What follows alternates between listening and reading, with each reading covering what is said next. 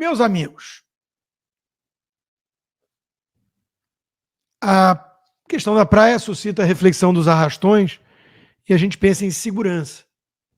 Eu sempre trago isso no âmbito da guerra cultural também, porque existe no Brasil em curso a bandidolatria.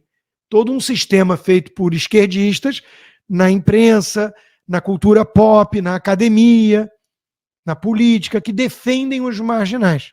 Quando aparece um que começa a falar grosso e fala, não, aqui a gente vai enfrentar bandido, não acariciar, eles ficam em polvorosa. Foi a reação do Mário Sérgio Conte entrevistando o Ronaldo Caiado, que nem Tarcísio é, que por sua vez tampouco é Jair Bolsonaro. Mas o Caiado foi firme na defesa do papel de um governador de estado em relação a isso, e o Sérgio Conte ficou meio... mas coitadinhos, quase isso. Eu tô entendendo, mas eu acho que eu tô falando de uma coisa específica, a câmera. Sim, eu acho que a câmera não traz resultado nenhum, só faz inibir o policial hoje, que está pela frente com a ponto .50 e que ele não pode ter. Tá certo? É isso que é. Então é o seguinte, cidadão quando está armado, a minha polícia entra para resolver. Ela não entra para tomar tiro. A minha polícia é feita para salvar o meu povo. Ela é feita para dar segurança aos goianos. Sim, mas em São Paulo, as mortes em intervenção policial diminuem em 57%. Pelo contrário. E o narcotráfico aumentou. Você sabe o que está fazendo aqui em São Paulo? Agora você compra franquia em São Paulo. Agora o PCC vende para você um quarteirão que garante a você que só você vai negociar a cocaína e a maconha. Dependendo do ponto é 3 milhões. Dependendo do outro ponto é 500 mil. Ô Mário, nós precisamos de ter a coragem de enfrentar isso. O Estado brasileiro não pode mais se acovardar. Se hoje as facções estão desse jeito, é um acovardamento. Essa tese de dizer, olha, é problema social. Por favor, não venha com isso. Não seja injusto com um cidadão pobre que é honesto, que é trabalhador, que é dedicado, que sai de madrugada de casa. Faccionados são os mais ricos que tem. São bilhões de reais que tem nas contas. Adquirem os melhores aviões e os melhores armamentos hoje. Vivem nas maiores mansões que tem no Brasil. Então, o que se falta hoje é coragem moral para enfrentar, porque a conivência hoje é que o narcotráfico está com muita gente na mão, é muita autoridade, é muito governador, é muito deputado, é muito senador, é muito nível de poderes do judiciário, também do Ministério Público, de todo lado. Essa é a verdade nua e crua. Aí fica desviando a conversa. Tem que botar a câmera, porque a câmera vai resolver. Vai resolver o quê? Vai resolver o quê? Você vai enfrentar a bandidagem com ponto .50, que fura carro blindado, que nós não podemos ter e que o narcotráfico tem. Tá certo, seria muita coisa a perguntar ainda, governador, mas infelizmente nós já estouramos quase 10 minutos.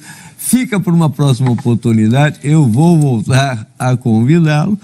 Muito obrigado pela entrevista. Nós vamos, infelizmente, ter que ficar por aqui.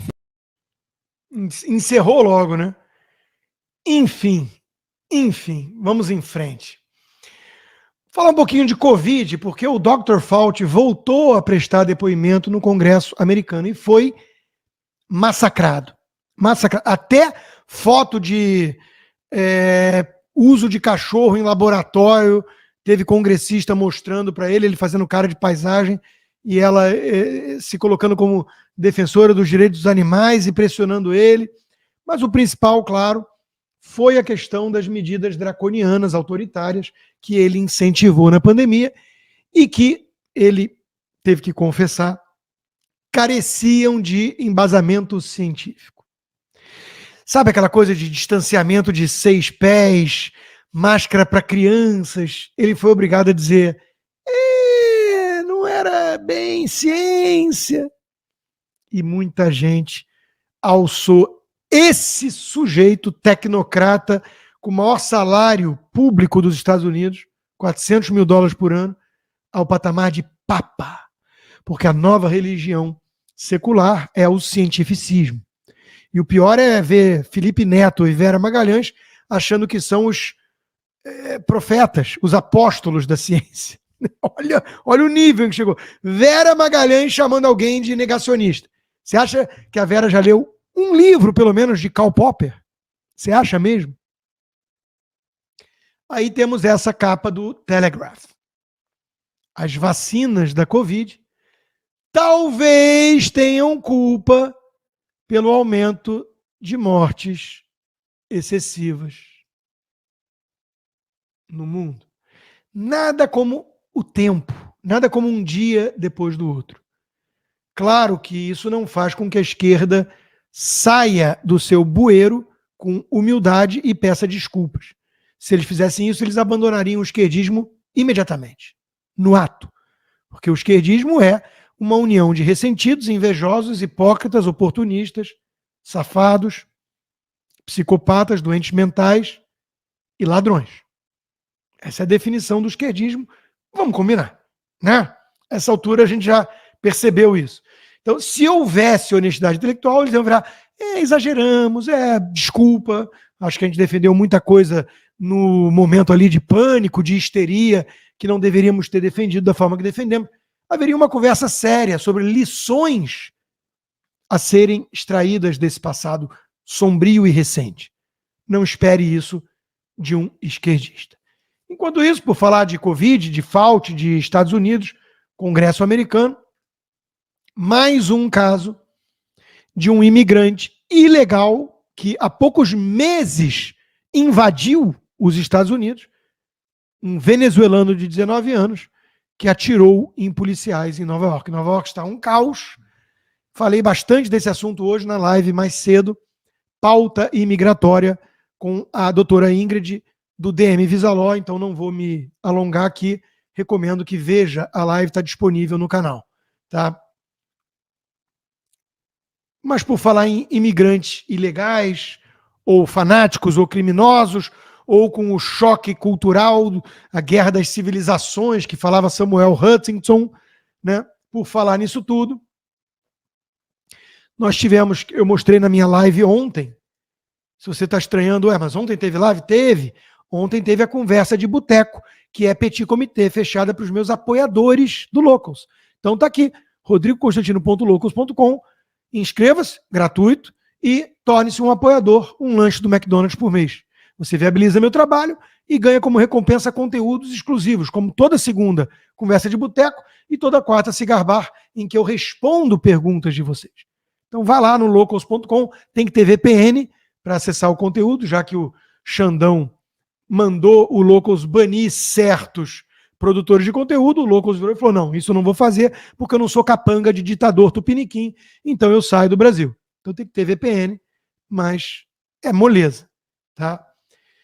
E eu já falei bastante disso. A imagem que mostra a crise ocidental hoje é o imigrante ilegal esfaqueando o pescoço do policial, que está imobilizando o cidadão que estava lutando para tirar a faca do imigrante maometano.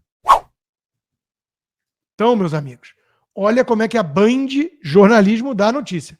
Morre policial ferido em ato de extrema-direita na Alemanha.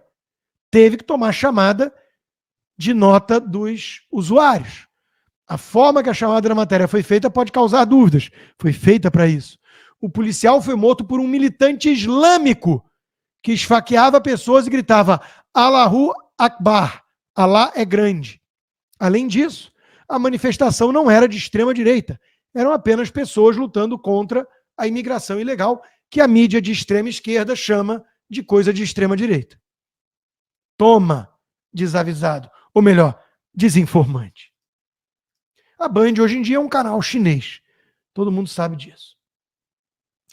Bom, falei de guerra cultural pra caramba. Já temos mais de meia hora de live e ainda estou em guerra cultural. Vamos agora para a guerra física. Foi o tema da minha coluna na Gazeta do Povo hoje. Uma sequência de notícias. Todas muito preocupantes. Por exemplo, aliás, as notícias estavam todas no últimas notícias da Gazeta. Lá em cima. Ou seja, coisas recentes. Do mesmo momento. Presidente sul-coreano aprova a suspensão de acordo militar de 2018, época Trump, com a Coreia do Norte. O Trump, o belicoso, o beligerante, maluco, que vai levar o mundo à Terceira Guerra Mundial, fez o maluco atômico coreano sentar na mesa de negociação. Agora, o presidente da Coreia do Sul aprovou a moção para suspender o tratado, porque, obviamente, a Coreia do Norte está agindo cada vez mais de forma agressiva, de forma ameaçadora. Enquanto isso, a Ucrânia utiliza pela primeira vez armas ocidentais para atacar alvos no território russo. Vamos escalando a guerra, porque o Lula não conseguiu resolver em 1 ano e meio de governo a guerra numa mesa de bar, até porque ele tem lado nessa guerra e é sempre o lado errado, é o lado do Putin, que a esquerda dizia que o Bolsonaro é que era próximo do Putin, porque o Bolsonaro foi tentar negociar manutenção de compra de insumos de fertilizantes para o Brasil. Enquanto isso, no Oriente Médio, foguetes lançados pelo Hezbollah provocam incêndio no norte de Israel. Vocês estão vendo que está calma a situação, está tranquila. Vocês estão vendo a tranquilidade que a gente tem no mundo hoje. E um pouquinho antes, coisa de 10 dias atrás, uma semana, censura na China e em Hong Kong. Apenas Taiwan lembrará os 35 anos do massacre da Praça Celestial, até porque a China está fazendo demonstrações militares como se estivesse ocupando Taiwan. Então, esse é o clima. Esse é o clima no mundo. Sem falar, claro, de lugares periféricos, onde a turma lulista já tocou o terror mesmo, né? Ditadura em Mianmar mata 27 pessoas em bombardeio à cerimônia de casamento. Isso é um país sob um golpe de Estado que os golpistas de Mianmar deram, né? Atacar um casamento de rebeldes. Junto a tudo isso que está acontecendo no mundo, vocês concluem o quê? Qual é a única conclusão possível? O mundo está muito mais tranquilo do que da época Trump. Não? Não é essa a conclusão? Falha minha? Puta que pariu. Então vou ter que mudar de guru. Vou ter que trocar de profeta. Oi, Guga! Oi, Guga! O mundo ficará mais suave sem Trump. Acabou o pesadelo da época Trump. Pode-se criticar Biden, tenho certeza que eu farei, mas é uma pessoa normal. Trump era malvadão, menino travesso. Escrevia tweets ofensivos. Bom, não vou me alongar muito nisso, porque o objetivo nosso aqui não é tirar sarro do Guga. Tá bom, um pouquinho é. E a gente tem esse direito porque ele é um paspalho, né? Mas coisa mais séria foi o que eu fiz na coluna da Gazeta, que eu recomendo que todos assinem e leiam a minha coluna de hoje, porque gente que pensa como o Guga está no comando dos Estados Unidos. Isso é assustador. Porque a premissa deles é que se resolve esses problemas todos, que estão escalando com o Biden no poder, mandando mala de dinheiro para o Irã, piscando o olho para o Xi Jinping, fazendo um carinho no Hamas e por aí vai. É muito preocupante. Por falar em Guga, eu tenho feito uma pergunta interessante para ele que eu não tenho resposta. Ele ia lá, falando do Mbappé, Real Madrid, do PSG, aí hoje ele falou do Palmeiras. Aí eu perguntei com toda a boa intenção do mundo, porque o objetivo nunca é tirar sarro do Guga. Oi, Guga. Até porque isso ele faz muito bem sozinho, né? Por que só em post de esporte ele abre os comentários? Quando ele fala de política é tudo fechado. Ninguém pode comentar. Fiquei perplexo com isso, né? Pô, se ele fechasse sempre, sei lá, foi uma decisão pessoal dele, ainda que esquisita para um jornalista fechar comentário, né? Tá na chuva para se molhar. Mas ele fecha só aqueles que ele fala de política. Quando ele fala de esporte, ele não fecha. Fiquei meio sem entender. Agora, eu tenho escrito textos de por que os Estados Unidos não ganham mais guerras, não vencem mais guerras. Escrevi um inspirado no Ben Shapiro. Teve gente cobrando, né? Você faltou dar os créditos ao Ben Shapiro. Estou dando agora, então, tudo bem. Mas citei outras coisas, citei o Victor Davis Hanson, mas ok, foi inspirado no programa dele. E eu tenho um bom vídeo aqui sobre isso, porque o que nós estamos vendo tem a ver com o resultado inexorável das ideias progressistas que um Guga da vida endossa. E é por isso que a gente está vendo cada vez mais o Ocidente enfraquecido. Em entrevista, Michele diz que Jair Bolsonaro será o nosso próximo presidente. A ex-primeira-dama Michele Bolsonaro concedeu uma entrevista exclusiva ao Pleno News nesta terça-feira. Na ocasião, a presidente nacional do PL Mulher falou sobre a inelegibilidade do ex-presidente Jair Bolsonaro, do PL, o apoio popular que a coloca como principal adversária de Lula na corrida presidencial de 2026. Segundo pesquisas recentes, em um cenário sem Bolsonaro e sobre a possibilidade de se candidatar ao Senado Federal. Michele elogiou o compromisso do Pleno News com a credibilidade jornalística e criticou a grande mídia. O Pleno News busca ser fiel à verdade e eu os parabenizo por essa postura. Infelizmente, algumas redações se esqueceram do importante papel que desempenham para a sociedade e expulsaram a verdade do seu convívio diário. Uma tristeza, afirmou Michele. Em um cenário eleitoral sem Jair Bolsonaro, seu nome surge como o mais forte contra Lula, de acordo com pesquisas.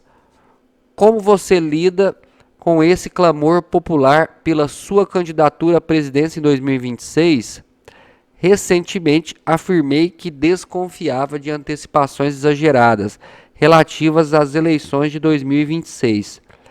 Disse isso porque acredito que há alguém ou alguns muito interessado em acelerar o processo de apresentação de nomes prováveis candidatos.